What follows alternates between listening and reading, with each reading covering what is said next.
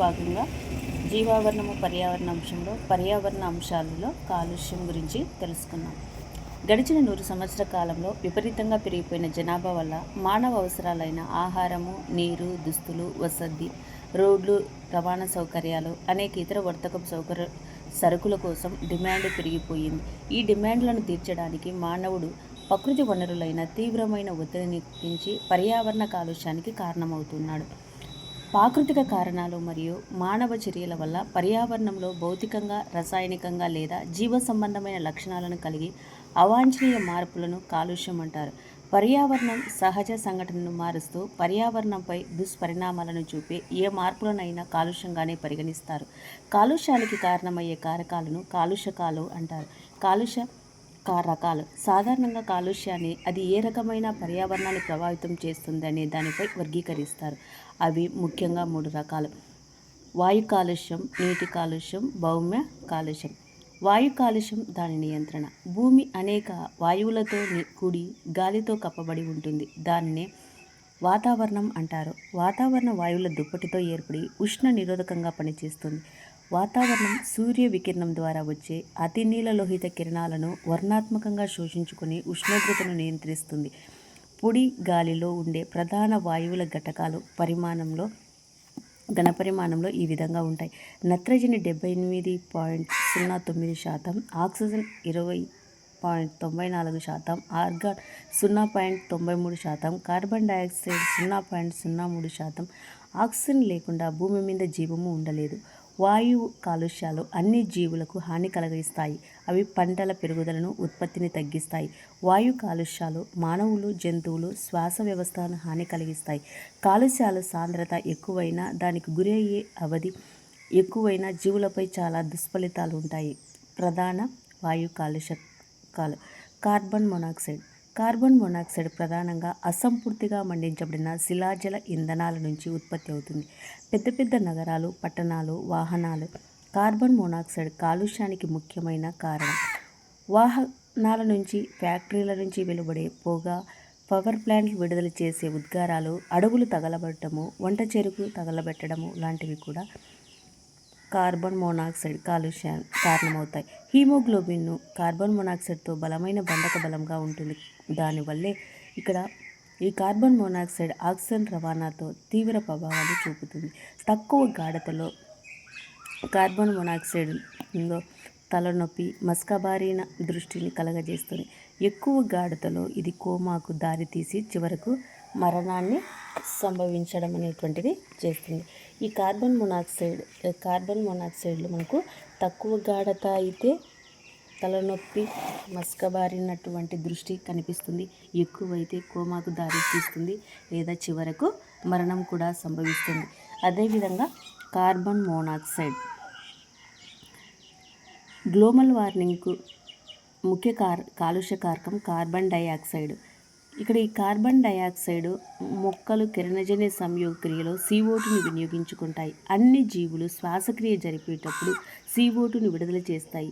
వేగంగా పెరుగుతున్న పట్టణీకరణ, వాహనాలు, విమానాలు, విద్యుత్ ప్లాంట్లు, గాసోలిన్ లాంటి శిలాజ ఇంధనాలు మండించడం వంటి మానవ చర్యల ద్వారా ఏర్పడే కార్బన్ డయాక్సైడ్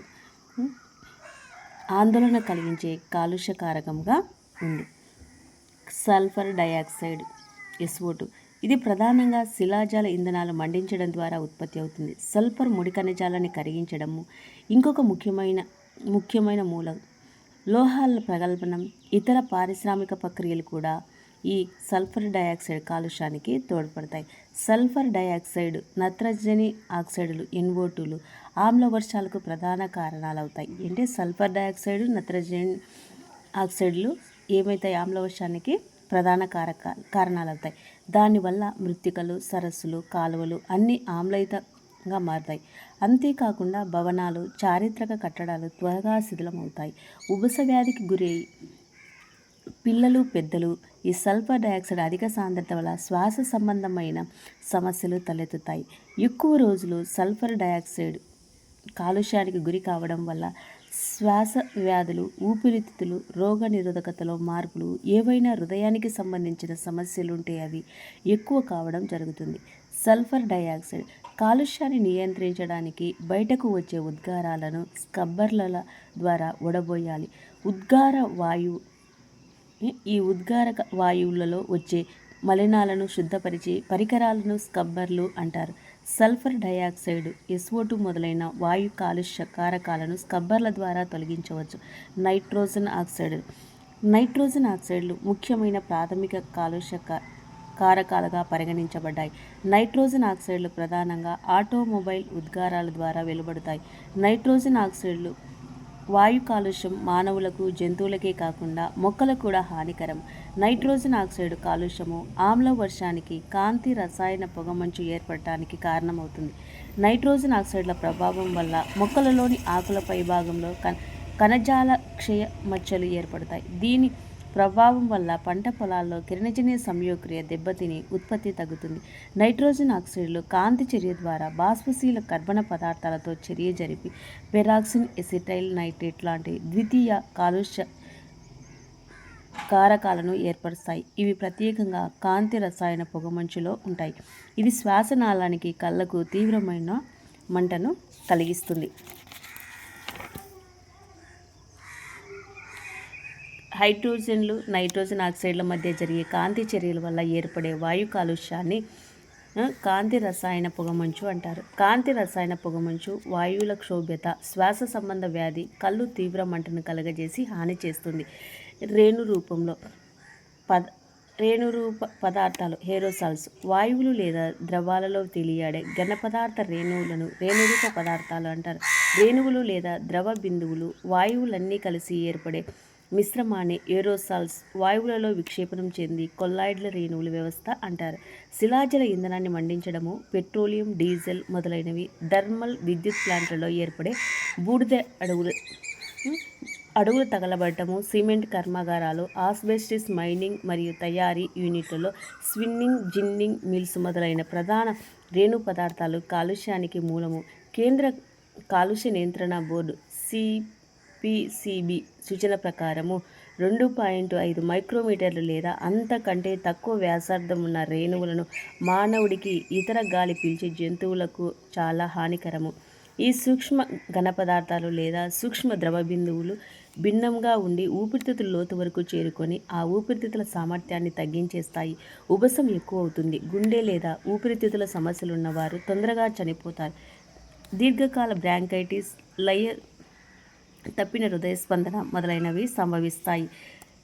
థర్మల్ విద్యుత్ ఫ్యాక్టరీల నుంచి వెలువడే రేణురూప పదార్థాలు తొలగించడానికి ఎలక్ట్రోస్టాటిక్ ప్రెస్పిరేటరు అనే ఫిల్టర్ను ఎక్కువగా వాడతారు. ఇది 99% రేణురూప పదార్థాలను తొలగిస్తుంది. దీనికి అధిక వోల్టేజ్ ఎలక్ట్రోడ్లు ఉండటం వలన అది ఒక కరోనాను ఏర్పరచగా ఈ కరోనా ఎలక్ట్రాన్లను విడుదల చేస్తుంది. ఈ ఎలక్ట్రాన్లు ధూళి రేణువులతో అతుక్కోవడం వల్ల అవి రుణ విద్యుదావేశ పూరితమవుతాయి. విద్యుదావేశ రేణువులను ఆకర్షించే సంగ్రహణ పలకాలు వాటిని గ్రహిస్తాయి. పలకాల మధ్య ప్రవహించే గాలిని తక్కువ వేగంతో పంపించడం ద్వారా ధూళి రేణువులు కింద పడే విధంగా చేస్తారు. ఈ విధంగా శుద్ధమైన గాలి వాతావరణం విడుదల చేయబడుతుంది. వాహనాల ద్వారా జరిగే వాయు కాలుష్య నియంత్రణకు తీసుకోవలసిన చర్యలు: సీసం లేని పెట్రోల్ లేదా డీజిల్ ఉపయోగిస్తూ వాహనాలు సక్రమ స్థితిలో ఉండేలా చూడాలి. వాహనాలకు విలువైన ప్లాటినం, పల్లాడియం, రోడియం లోహ ఉత్ప్రేరకాల గల కేటలైటిక్ కన్వర్టర్లను అమర్చడం ద్వారా విషపూరిత వాయువుల ఉద్గారాన్ని తగ్గించవచ్చు. శబ్ద కాలుష్యం. ఇక్కడ ఈ శబ్ద కాలుష్యంలో మనకు వచ్చేసరికి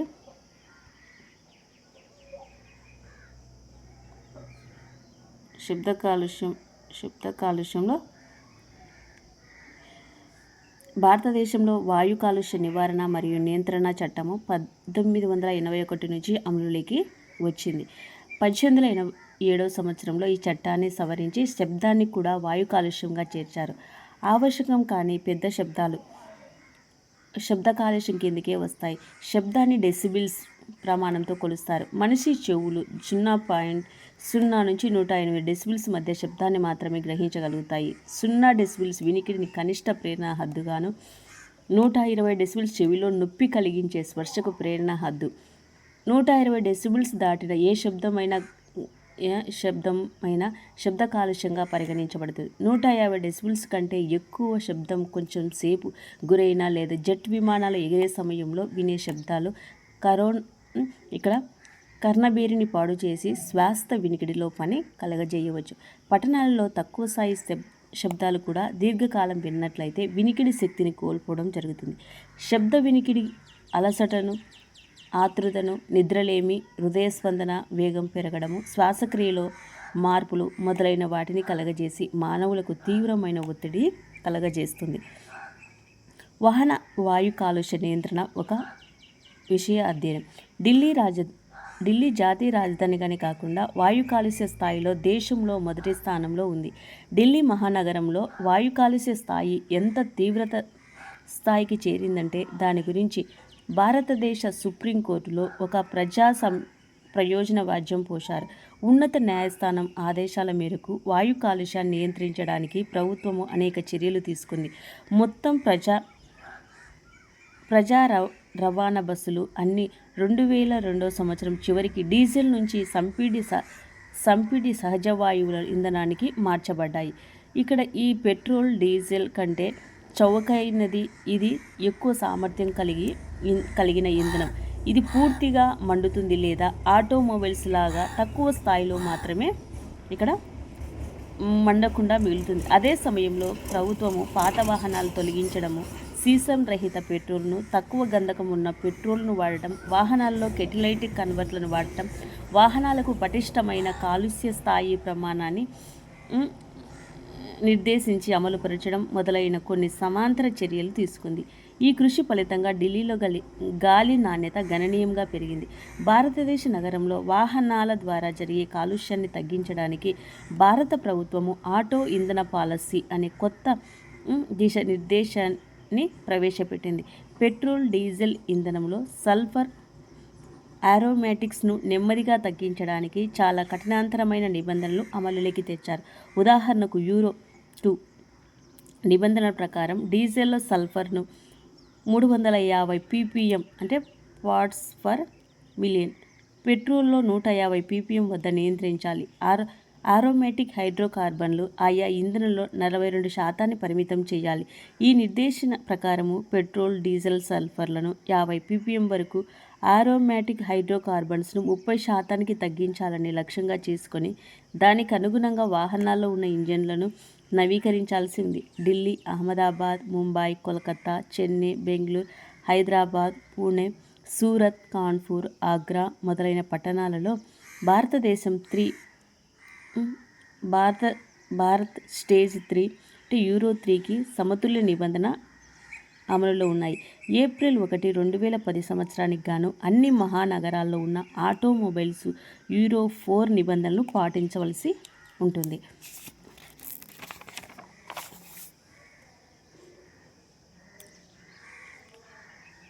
నీటి కాలుష్య దాని నియంత్రణ.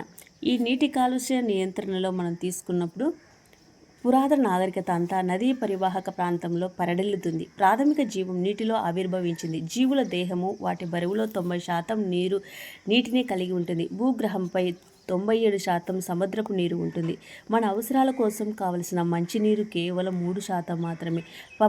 ప్రపంచం ఎదుర్కొంటున్న పెద్ద సమస్య పరిమితంగా ఉన్న సహజ సిద్ధమైన నీటి కాలుష్యము వల్లే నీటి నాణ్యత పూర్తిగా తగ్గిపోవడము. అభివృద్ధి చెందుతున్న దేశాల్లో ఇది చాలా ప్రమాదకరమైన సమస్యగా మారింది. బహుశా భారతదేశానికి దానికి మినహాయింపు కాదు. చాలా వరకు భారతదేశంలో నీటి ఆవరణాలు అన్ని నదులు మురుగుతో కానీ లేదా పరిశ్రమలు విడుదల చేసే వ్యర్థాలతో కానీ తీవ్ర కాలుష్యానికి గురి అవుతున్నాయి. ఇక్కడ మనం తీసుకుంటే మలినాలు 0.1% ఉన్నాయి. అవలంబన ఘన పదార్థాలు ఉదాహరణకు ఏంటంటే ఇసుక, మట్టి, బంకమన్ను. కొల్లాయిడ్ల పదార్థం ఉదాహరణకు మల పదార్థము, బ్యాక్టీరియా, బట్టలు, కాగితపు పీచు. కరిగి ఉన్న పదార్థాలు ఉదాహరణకు పోషకాలు, నైట్రేట్లు, అమోనియా, ఫాస్ఫేట్స్, సోడియం, కాల్షియం అనేటువంటి మలినాలు మనకు ఎక్కువగా ఉన్నాయి అనేటువంటిది తెలుసుకుంటున్నాం. ఇక్కడ వీటితో గంగా యాక్షన్ ప్లాన్. ఈ గంగా యాక్షన్ ప్లాన్లో మనం తీసుకున్నప్పుడు గంగా నదిలో కొన్ని శతాబ్దాలుగా చాలా నగర పట్టణాల నుంచి మిలియన్ల గ్యాలన్లలో కొద్ది శుద్ధి చేయని గృహ సంబంధ మురుగు కొన్ని వేల పరిశ్రమల నుంచి విషపూరితమైన వ్యర్థాలు వస్తున్నాయి. తద్వారా 2500 కిలోమీటర్ల పొడవు కలిగిన పవిత్ర గంగానది విషతుల్య పదార్థంతో ఒక కంపు దిబ్బగా తయారైంది. తాగడానికి కానీ లేదా వ్యవసాయానికి కానీ ఈ నీరు పనికి రావట్లేదు. కాన్పూర్, అలహాబాద్, వారణాసి, పాట్నా, కోల్కతా లాంటి నగరాలు కాలుష్యానికి ప్రధాన కేంద్రాలుగా గుర్తించడమైంది. గంగా యాక్షన్ ప్లాన్ అనే పథకాన్ని భారత ప్రభుత్వం 1985లో గంగానదిని శుద్ధి చేయడానికి ఉద్దేశించి ఏర్పాటు చేసింది. నదీ కాలుష్య నియంత్రణ పనుల పరిధిలో మార్పుల వల్ల భారత ప్రభుత్వము గంగా యాక్షన్ ప్లాన్ను పునర్నామకరణ చేసి జాతీయ నదీ సంరక్షణ ప్రాజెక్టు పథకంగా మార్చడం జరిగింది. ఈ పథకం ప్రస్తుతము 17 రాష్ట్రాలలో 165 నగరాలలో విస్తరించి ఉంది. ప్రధాన నీటి కాలుష్యాలు. గృహ సంబంధమైన మురుగు. పెద్ద పెద్ద నగరాలు, పట్టణాల్లోని నీటి కాలుష్యానికి ప్రధాన మూలం మురుగు. ఇందులో ముఖ్యంగా మానవుల, జంతువుల విసర్జితాలు ఇంకా ఇతర పదార్థాలు ఉంటాయి. ఇది మామూలుగా మంచినీటి కుంటలలోనూ లేదా సముద్రాలలో నేరుగా వెళ్ళి కలుస్తుంది. నిబంధనల ప్రకారము నీటిలో విడుదల కాకముందు మురుగును శుద్ధీకరణ ట్యాంకుల ద్వారా పంపవలసి ఉంటుంది. గృహ సంబంధమైన మురుగులో కేవలం 0.1% మలినాలు కలవడం వల్ల నీటి వనరులు మానవ వినియోగానికి నిరుపయోగం అవుతున్నాయి. మురుగు శుద్ధీకరణలో ఘన పదార్థాలను సులభంగా తొలగించవచ్చు. నైట్రేట్లు, ఫాస్ఫేట్లు మొదలైన కరిగిన లవణాలు, ఇతర పోషక పదార్థాలు, విషపూరిత లోహ అయాన్లు, సేంద్రియ పదార్థాలు తొలగించడం చాలా కష్టం. గృహ సంబంధమైన మురుగు ప్రాథమికంగా జీవక్షయ కర్బన పదార్థాలను కలిగి ఉంటుంది. ఇది చాలా తొందరగా బ్యాక్టీరియా, ఇతర సూక్ష్మ జీవుల చర్యల వల్ల క్షయమవుతుంది. Biological oxygen demand BOD. మురుగులో ఉన్న క్షయమయ్యే పదార్థాన్ని కొలిచే సూచికనే బయాలజికల్ ఆక్సిజన్ డిమాండ్ అంటారు. BOD. సూక్ష్మజీవులు ఆక్సిజన్ ఉపయోగించుకొని క్షయము చెందే సేంద్రియ పదార్థాలు విచ్ఛిన్నం చేస్తాయి. ఆక్సిజన్ డిమాండ్ను సూక్ష్మజీవులు 5 రోజులకు లేదా 7 రోజులకు వినియోగించుకొని అవధి ఆధారంగా కొలుస్తారు. మురుగులో కాలుష్య భారంని కొలవడానికి BOD అంటే బయాలజికల్ ఆక్సిజన్ డిమాండ్ ఒక సూచిక. నీటి కుంటలో ఉండే సేంద్రియ పదార్థాలు జీవక్షయం చేయడానికి సహాయపడే సూక్ష్మజీవులు చాలా ఎక్కువ ఆక్సిజన్ వినియోగిస్తాయి. దాని ఫలితంగానే ఆక్సిజన్ పూర్తిగా తగ్గిపోవడం వల్ల అక్కడ జీవించే నీటి జంతువులు, చేపలు చనిపోవడానికి కారణమవుతున్నాయి. శైవల మంజూరులు. నీటిలో ఎక్కువ స్థాయిలో పోషకాలు ఉన్నట్లయితే ప్లవకాలు, శైవలాలు పెరుగుదల చాలా ఎక్కువగా ఉంటుంది. ఈ దృగ్విషయాన్ని శైవలాల మంజూరు అంటారు. ఈ శైవలాలు గుంపులుగాను నీటికి ప్రత్యేక రంగును కలగజేయడమే కాకుండా నీటి ఆవాసాల్లో నీటి నాణ్యతను క్షీణింపజేస్తుంది. దీనివల్ల చేపలు కూడా చనిపోతాయి. ఈ శైవలాలు తెట్టును ఏర్పరిచే కొన్ని రకాల శైవలాలు మానవులకు, జంతువులకు విషపూరితంగా ఉంటాయి. నీటిలో పెరిగే మొక్కలలో సాధారణంగా నీటి హయాసింథిన్ ఒకటి. దీన్ని టెర్రర్ ఆఫ్ బెంగాల్ అని కూడా పిలుస్తారు. ఇది ప్రపంచంలో చాలా సమస్యాత్మకమైన నీటి కలుపు మొక్క. ఇది ఎక్కువగా పెరగడం వల్ల అన్ని నీటి మార్గాలు మూసుకుపోతాయి. మనం వాటిని తొలగించే సామర్థ్యం కంటే వేగంగా అవి పెరుగుతున్నాయి. యూట్రోఫిక్ నీటి ఆవాసాల్లో పోషకాలు ఎక్కువగా ఉండే నీటి ప్రాంతాల్లో ఇవి చాలా ఎక్కువగా పెరుగుతాయి. తద్వారా నీటి కుంటలు, జీవావరణ వ్యవస్థ గతిశీల అసమతుల్యానికి దారితీస్తుంది. గృహాలు, ఆసుపత్రుల నుంచి వచ్చే మురుగులో అవాంఛిత వ్యాధికారక సూక్ష్మజీవులు ఉంటాయి. ఒకవేళ వీటిని శుద్ధి చేయకుండా నీటి ఆవాసాల్లో విడుదల చేసినట్లయితే అతిసారము, టైఫాయిడ్, పచ్చకామెర్లు, కలరా మొదలైన తీవ్రమైన వ్యాధులు ప్రబలడానికి అవకాశం ఉంది. శుద్ధి చేయని పారిశ్రామిక వ్యర్థాలు. శుద్ధి చేయని పారిశ్రామిక వ్యర్థాలను నీటి ఆవాసాల్లోనికి విడుదల చేయడం వల్ల చాలా నదులు, మంచినీటి కాలువలు కలుషితమవుతాయి. పారిశ్రామిక వ్యర్థాలు చాలా రకాల కర్బన కాలుష్యకాలైన నూనెలు, గ్రీజులు, ప్లాస్టిక్, లోహ వ్యర్థాలు, అవలంబిత ఘన పదార్థాలు, విష పదార్థాలు కలిగి ఉంటాయి. వీటిలో చాలా వరకు క్షయం చెందని ఆర్సెనిక్, క్యాడియం, కాపర్, క్రోమియం, పాదరసము, జింకు, నికెల్ మొదలైన భారలోహ కాలుష్యకాలు పరిశ్రమ నుంచి విడుదలవుతాయి. పారిశ్రామిక వ్యర్థాల ప్రభావం. నీటిలో ఉన్న కర్బన పదార్థాలు BOD అంటే biological oxygen demand, COD chemical oxygen demand పెంచడం ద్వారా నీటిలో కరిగి ఉన్న ఆక్సిజన్ తగ్గిస్తాయి. చాలా అకర్బన పదార్థాలు నీరు తాగడానికి అయోగ్యమవుతుంది. మురుగు కలుషితం వల్ల అతిసారం, టైఫాయిడ్, కామెర్లు, కలరా మొదలైన వ్యాధులు ప్రబలుతున్నాయి. జీవావర్ధనం. నీటి ఆహారపు గొలుసులో కాలుష్యం లేదా విష పదార్థపు గాఢత ఒక పోషక స్థాయి నుంచి వేరొక పోషక స్థాయికి పెరుగుతూ పోతే దాన్ని జీవ ఆవర్తనం అంటారు. జీవులలో ప్రవేశించే విష పదార్థము జీవక్రియ లేదా విసర్జన ప్రక్రియ వల్ల క్షీణించకుండా తర్వాతి పోషణ స్థాయికి వెళ్ళి అక్కడ విష పదార్థాలు పేరుకుపోయే పరిస్థితిలో జీవావర్తనం జరుగుతుంది. DDT పాదరస కాలుష్య విషయంలో ఈ దిగ్విషయం బాగా తెలుస్తుంది.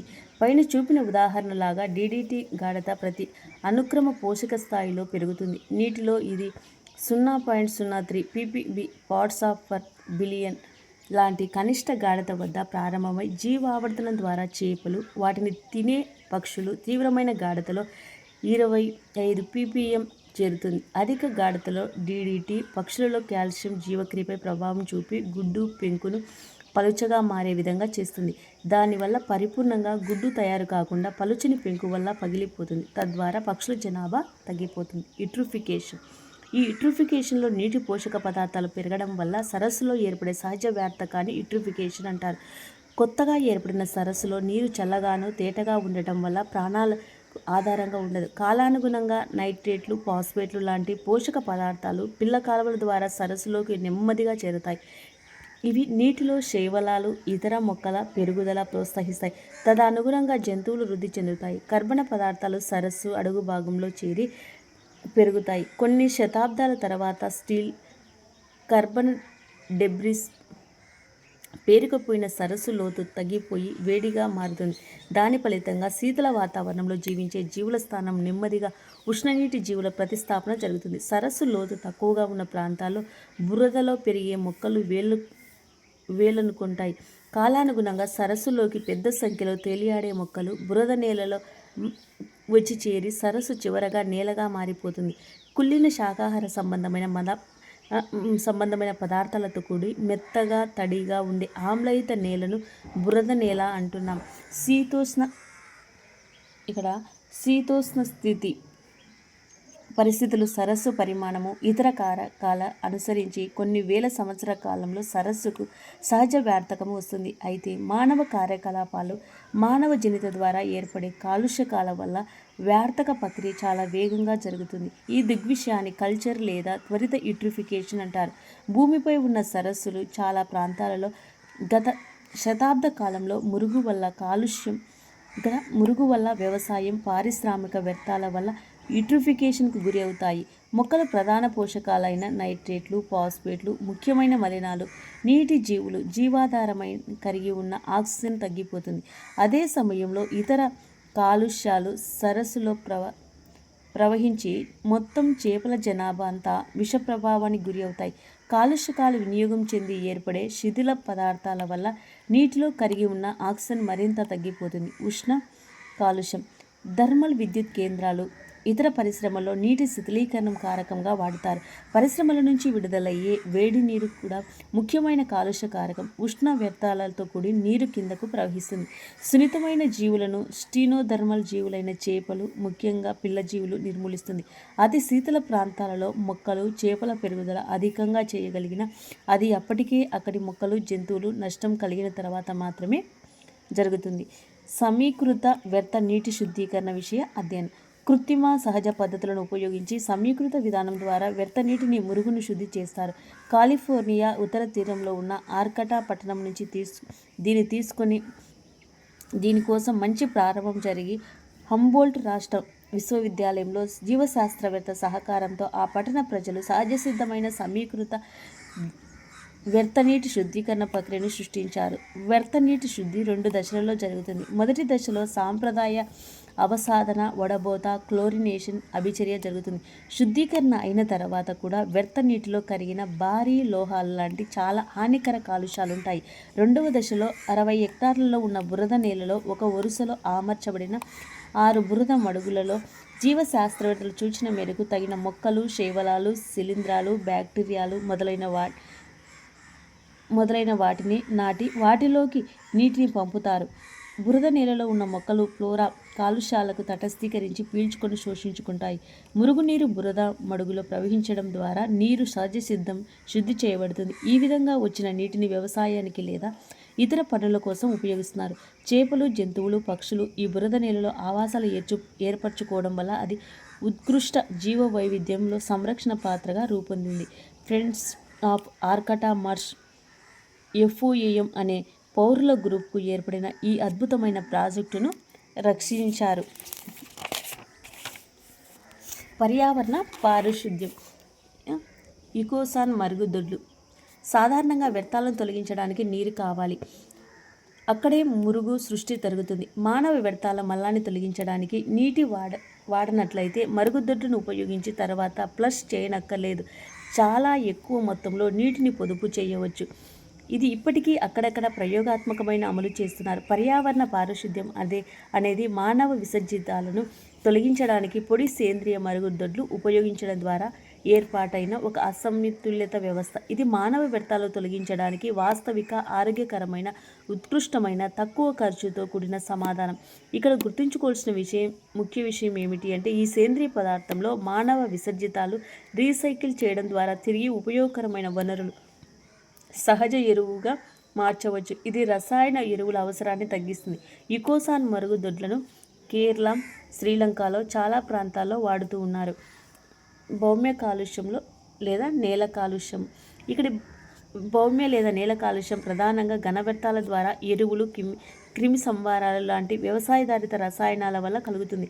ఘన వ్యర్థాలు ఏదైనా పదార్థము, వస్తువులు ఘన రూపంలో ఉన్న వ్యర్థాలను బయటికి పారేసినట్లయితే వాటిని ఘన వ్యర్థాలు అని పిలుస్తారు. నగరపాలక సంస్థలు సేకరించే ఘన వ్యర్థాలు నగరాలు, పట్టణాల్లో గృహాలు, కార్యాలయాలు, సంస్థలు, దుకాణాలు, హోటళ్లు, రెస్టారెంట్లు మొదలైన వాటి నుంచి వస్తాయి. నగర పాలక సంస్థలు సేకరించిన ఘన వ్యర్థాలు సాధారణంగా కాగితము, ఆహార పదార్థాలు, ప్లాస్టిక్, గ్లాసులు, లోహాలు, రబ్బరు, తోలు, బట్టలు మొదలైనవి ఉంటాయి. ఈ వ్యర్థాలు ఘన పరిమాణాన్ని తగ్గించడానికి వాటిని తగలబెడతారు. అయితే సాధారణంగా ఈ వ్యర్థాలు పూర్తిగా కాలకపోవడం వల్ల అవి బహిరంగ డప్పులుగా ఉండిపోయి ఎలుకలకు, ఈగలకు ప్రచ్ఛన్న ప్రాంతాలుగా మారిపోతాయి. ఈ బహిరంగ బర్నింగ్ డప్పులకు ప్రత్యామ్నాయంగా శానిటర్ ల్యాండ్ ఫీల్డ్లను ప్రవేశపెట్టారు. వీటి వ్యర్థాలను అధిక పీడనం వద్ద అనగగొట్టి ఒక లోతైన లేదా అగాధంలో వేసి ప్రతిరోజు మట్టితో పూడుస్తారు.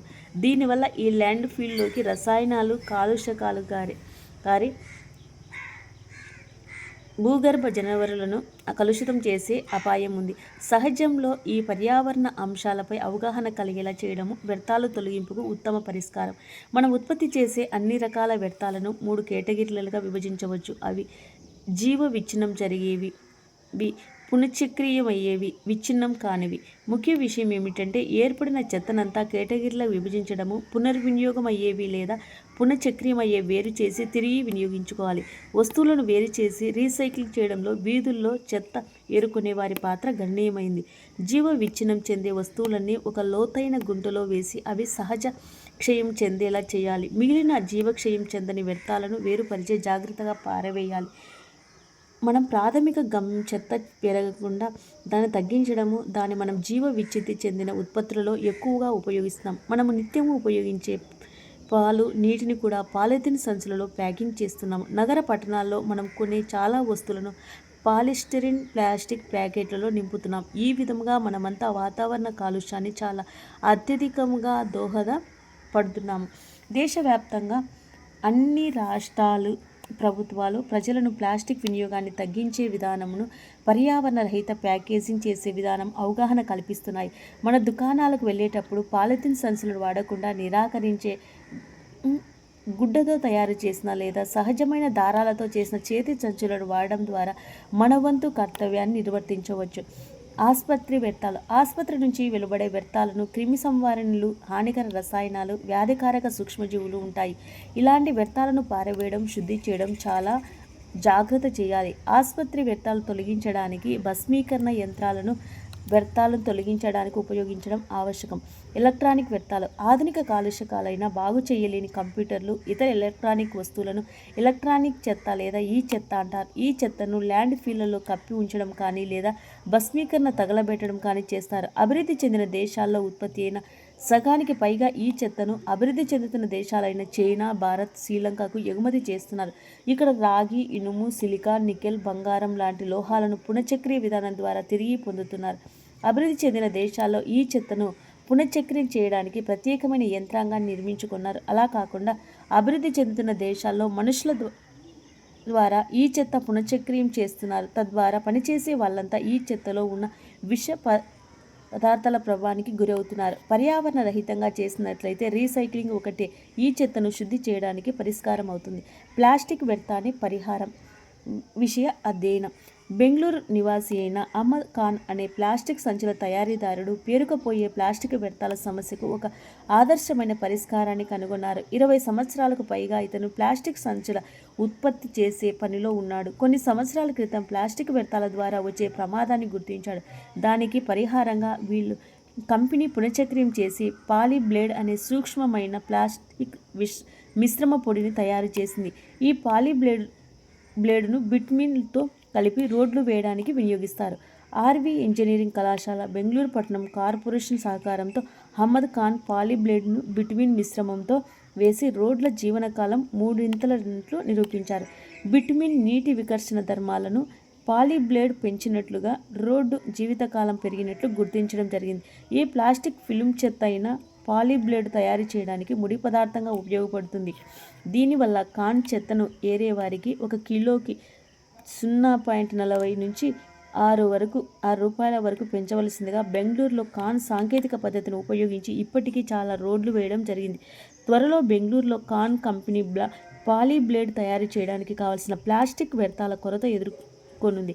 పాలీబ్లేడ్ లాంటి నూతన ఆవిష్కరణకు కృతజ్ఞతలు. ప్లాస్టిక్ వ్యర్థాలను అధిగమించడానికి మనం చివరికి ఒక మార్గాన్ని కనిపెట్టాము. వ్యవసాయ రసాయనాలు, వాటి ప్రభావాలు. హరిత విప్లవం కాలంలో పంట ఉత్పత్తిని పెంచడానికి అకర్బన ఎరువులు, క్రిమిసంహారక మందులు వాడకము అనేక రెట్లు పెరిగింది.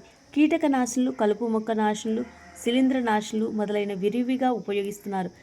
అవి మృత్తిక, పర్యావరణ వ్యవస్థలో ఇక్కడ ముఖ్య భాగాలైన వానపాములు, నత్రజని స్థిరపరిచే బ్యాక్టీరియా మొదలైన లక్ష్యం కానటువంటి జీవులు కూడా విషతుల్యంగా ఉంటాయి. అన్నిటికంటే ఎక్కువగా జీవావర్తనం ద్వారా హానికర రసాయనాలు మానవుల ఆరోగ్యానికి గొప్ప ప్రమాదకారిగా ఉంటాయి. ఎరువులను విచక్షణరహితంగా వాడటం వల్ల పోషక పదార్థాల చుట్టుపక్కల ఉన్న నీటి పర్యావరణ వ్యవస్థలోకి ప్రవహించి యూట్రిఫికేషన్లో సంబంధించే దుష్పరిణామాన్ని దారితీస్తుంది. సేంద్రీయ వ్యవసాయం విషయ అధ్యయనం.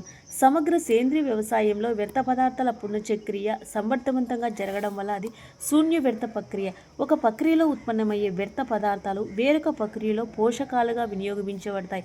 దీనివల్ల వనరుల వినియోగం గరిష్టంగా పెరిగి ఉత్పాదకత సామర్థ్యం అధికమవుతుంది. హర్యానాలోని సోనిపత్ చెందిన రమేష్ చంద్ర దాగార్ అనే రైతు అవలంబించిన పద్ధతి ఇందుకు మంచి ఉదాహరణ. అతను తేనెటీగల పెంపకము, పాడి పశువుల నిర్వహణ, వాననీటి సంరక్షణ, కంపోస్టింగ్ ఒక గొలుసు ప్రక్రియగా సమీకృతం చేశాడు. ఈ కార్యక్రమాన్ని ఒకదానికొకటి సహాయపడుతూ పొదుపుగా దీర్ఘకాలం నిలిచి ఉండే ప్రక్రియ రూపొందింది. పంటల వ్యర్థాలు, పశువుల విసర్జకాలు అంటే పేడ, కంపోస్ట్ చేయడానికి ఉపయోగపడతాయి. కంపోస్టు సహజ ఎరువుగా ఉపయోగపడుతుంది. ఈ ప్రక్రియలో ఉత్పన్నమయ్యే బయోగ్యాస్ వ్యవసాయ క్షేత్ర ఇంధన అవసరాలకు సరిపోతుంది. సమగ్ర సేంద్రియ వ్యవసాయాన్ని వ్యాప్తి చేసేందుకు, దాని వివరాలు తెలియజేసేందుకు దాగర్ హర్యానా కిసాన్ వెల్ఫేర్ క్లబ్ను స్థాపించాడు.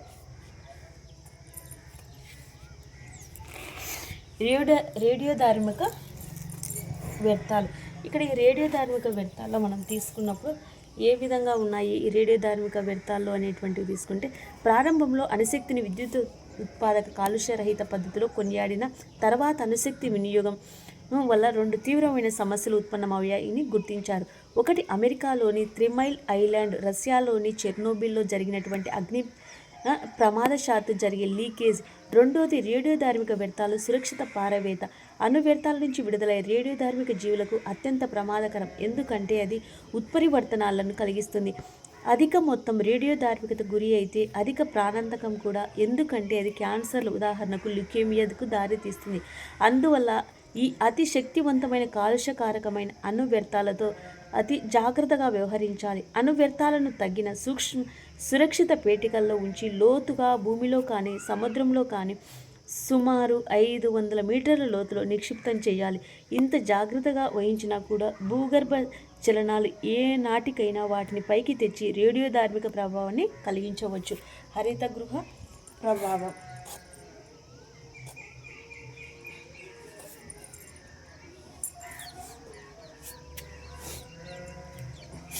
ఇక్కడ హరిత గృహ ప్రభావంలో మనం తీసుకున్నప్పుడు హరిత గృహంలో ఏర్పడే ఒక దృగ్విషయం నుంచి హరిత గృహ ప్రభావం అనే పదాన్ని గ్రహించబడింది. ప్రత్యేకించి శీతాకాలంలో మొక్కలు పెంచడానికి నిర్మించే గాజు గుహలను హరిత గృహాలు అంటారు. గాజు పలకాల నుంచి కాంతి లోపలికి వెళ్ళే వీలు లేదు, కానీ ఉష్ణ ప్రాంతంలో బంధించబడుతుంది. తత్ఫలితంగా కొద్ది గంటల ఎండలో అద్దాలు మూసి పార్కు చేసిన కారులో లాగా హరిత గృహం లోపల వేడిగా ఉంటుంది. భూమి మీద కూడా హరితగృహ ప్రభావం సహజంగా సంభవిస్తుంది. ఉపరితల వాతావరణాన్ని వేడెక్కిస్తుంది. విశేషం ఏమిటి అంటే హరితగృహ ప్రభావం లేకపోతే భూ ఉపరితల సగటు ఉష్ణోగ్రత 18 డిగ్రీలు సెంటీగ్రేడ్ ఉంటుంది. ప్రస్తుతం సగటు ఉష్ణోగ్రత 15 డిగ్రీల సెంటీగ్రేడ్. సూర్యకాంతి వాతావరణం బాహ్య పొరను చేరగానే మేఘాలు వాయువుల వల్ల దాదాపు పావు వంతు సౌర వికిరణ ప్రవర్తన చెందుతాయి.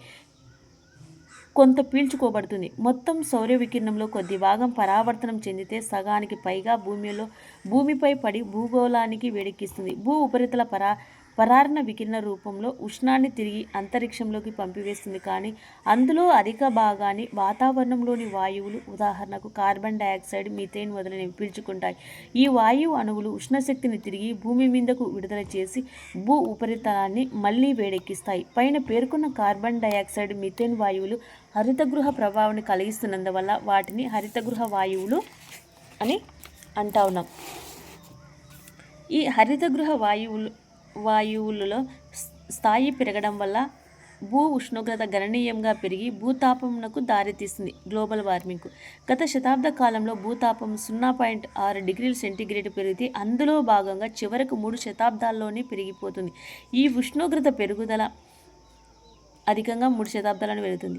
ఈ ఉష్ణోగ్రత పెరుగుదల భూ వాతావరణంలో తీవ్ర మార్పును కలిగిస్తుందని శాస్త్రజ్ఞులు భావిస్తున్నారు.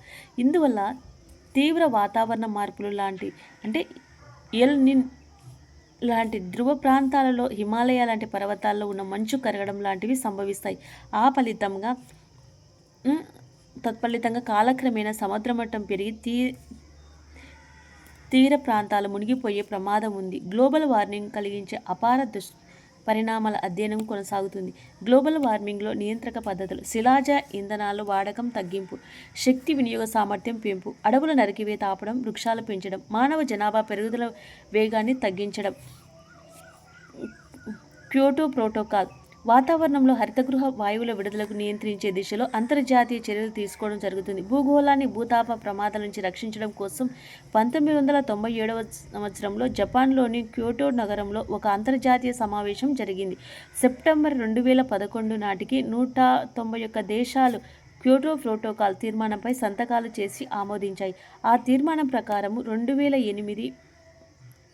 2012 నాటికి వాతావరణంలోని హరితగృహ వాయువుల విడుదలను 1990 స్థాయికి తగ్గించడం లక్ష్యంగా నిర్ణయించుకున్నారు. స్ట్రాటోస్ఫియర్లో ఓజోను క్షీణత వాతావరణంలో దిగువ స్తరము ట్రోపోస్ఫియర్లో ఏర్పడే ఓజోను మొక్కలకు, జంతువులకు హాని కలిగిస్తుంది. అందువల్ల దాన్ని చెడు ఓజోన్ అంటారు. వాతావరణంలో ఎగువ స్తరము స్ట్రాటోస్ఫియర్లో ఏర్పడే ఓజోను సూర్యుని అతినీలోహిత కిరణాలను శోషించుకొని వాటి నుంచి భూమికి రక్షణ కలిగిస్తుంది. అందువల్ల దీన్ని ఒక మంచి ఓజోన్ అంటారు. అతినీలోహిత కిరణాలు ప్రాణాలకు అత్యంత హానికారకాలు. జీవులలో DNA, ప్రోటీన్లు అతినీలోహిత కిరణాలను శోషించుకుంటాయి. ఆ కిరణాలు అధిక శక్తి DNA ప్రోటీన్ అణువులోని రసాయన బంధాలను విడగొడుతుంది. గాలిలోని ఓజోను పొర మందాన్ని స్తంభాకార సాంద్రత డబ్సన్ యూనిట్లతో కొలుస్తారు. ఆక్సిజన్ అతినీలోహిత కిరణాలలో చర్య వల్ల ఓజోను వాయువు నిరంతర ఉత్పత్తి అవుతుంది. ఓజోను అస్థిరమైన వాయువు. అది స్ట్రాటోస్ఫియర్లో మళ్ళీ ఆక్సిజన్ విడిపోతుంది. స్ట్రాటోస్ఫియర్లో సాధారణంగా ఓజోను ఉత్పత్తి, క్షీణతల మధ్య సమతుల్యత ఉంటుంది. కొంతకాలం క్లోరోఫ్లోరో కార్బన్లు CFCs వల్ల ఓజోను నిమ్నీకరణ అధికమైన అసమతుల్యత దెబ్బతింటుంది. CFCలను రిఫ్రిజరెంట్లలో కానీ కూలెంట్లలో కానీ విరివిగా వాడతారు. వాతావరణపు దిగువ స్తరాలలో విడుదలయ్యే CFC పైకి వెళ్ళి స్ట్రాటోస్ఫియర్కు వ్యాప్తి చేస్తాయి. అక్కడ UV కిరణాల చర్య వల్ల CFC నుంచి క్లోరిన్ పరమాణువులు విడుదలవుతాయి. ఈ క్లోరిన్ పరమాణువులు ఉత్ప్రేరకాలుగాను పనిచేసి ఓజోన్ అణువులను విచ్ఛిన్నం చేసి అణు ఆక్సిజన్ను విడుదల చేస్తాయి. ఈ చర్యలను క్లోరిన్ పరమాణువులు వినియోగించుకోకపోవడం వల్ల ఓజోన్ అణువులు విచ్ఛిన్నతను కొనసాగుతూనే ఉంటుంది. ఈ కారణంగా స్ట్రాటోస్ఫియర్లోకి చేర్చబడి సిఎఫ్సిలు ఓజోన్ పై స్థాయి నిరంతర ప్రభావాన్ని చూపిస్తాయి. ఓజోన్ విచ్ఛిన్నత అంటార్కిటికా ప్రాంతంలో అధికంగా ఉంది. అందువల్ల అక్కడి ఓజోన్ పొర మందం క్షీణించింది. దాన్ని సామాన్యంగా ఓజోన్ రంధ్రము అంటారు. ఓజోన్ పొర పటిష్టంగా ఉంటే యూవీబీ కంటే తక్కువ తరంగదైర్ఘ్యం గల యూవీ కిరణాలు దాదాపు సంపూర్ణ భూవాతావరణంలో శోషణం చెందుతాయి. యూవీబీ కిరణాలు డిఎన్ఏను దెబ్బతీసి ఉత్పరివర్తనాలకు దారి తీయొచ్చు. వాటి వల్ల చర్మంపై ముడతలు, చర్మ కణాల దెబ్బతినడం, వివిధ రకాల చర్మ క్యాన్సర్లు కలుగుతాయి. మనం కంటిలోని కార్నియా యూవీబీ కిరణాలు శోషించుకుంటుంది. అధిక మోతంలో కార్నియా దెబ్బతిని స్నో బ్లైండ్నెస్, కాంట్రాక్ట్ లాంటి సమస్యలు వస్తాయి. అది కార్నియాని స్వాస్థంగా దెబ్బతీయొచ్చు.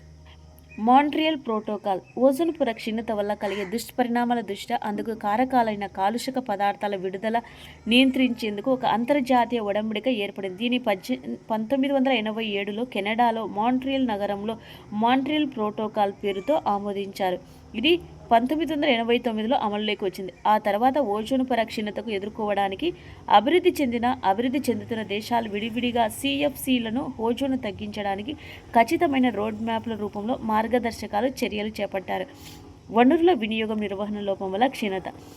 వనరుల కాలుష్యాల వలె కాకుండా సరైన వినియోగ పద్ధతులు లేకపోవడం కూడా పెరుగుతుంది.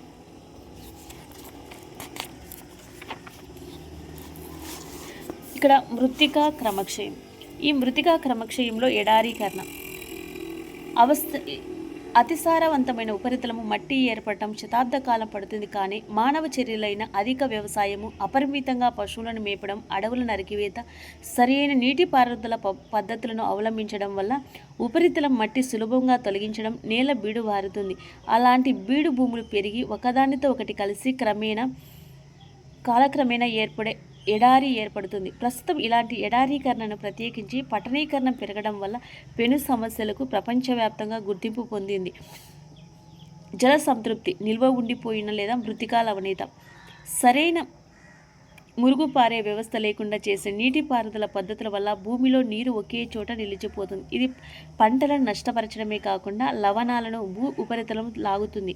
దానితో లవణాల భూమిపైన పొరలాగా పేరుకుపోవడం కానీ, మొక్క వేళ్ల చుట్టూ పేరుకుపోవడం కానీ జరుగుతుంది.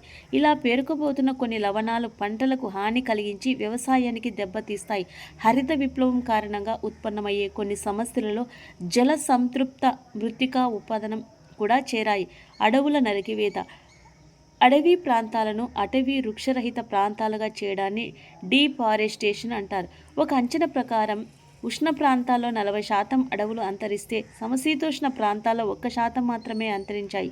20 శతాబ్ది ప్రారంభంలో భారతదేశం 30% భూభాగంలో అరణ్యాలు ఉండేవి.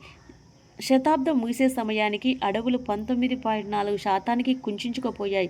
జాతీయ అటవీ విధానం 1988 ప్రకారము మైదాన ప్రాంతాల్లో 33%, కొండ ప్రాంతాల్లో 67% అడవులు ఉండటం అభిలషణీయం. అనేక మానవ చర్యలు అడవుల పతనీకరణకు కారణం. అందులో ముఖ్య కారణం మనం తీసుకున్నప్పుడు పెరుగుతున్న జనాభా, ఆహారం కోసం అడవుల వ్యవసాయ భూములు మార్చడం, వంట చెరుకు, కలప, పశుగ్రాసం లాంటి అనేక అవసరాల కోసం చెట్లను నరికివేస్తున్నారు. చెట్లను నరికి కాల్చి వాటి సారంతో పంటలు పండించడాన్ని ఈశాన్య రాష్ట్రంలో జుమ్ వ్యవసాయం అని, ఇతర ప్రాంతాలలో పోడు అని అంటారు. ఈ వ్యవసాయ పద్ధతిలో చెట్లను తగలబెట్టి వచ్చిన బూడిదను ఎరువుగా వాడతారు. ఈ భూమిని తర్వాత వ్యవసాయానికి, పశువులకు మేపడానికి వినియోగిస్తారు.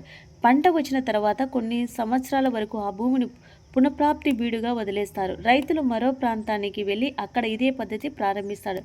అడవుల నరికివేత పర్యవసానాలు.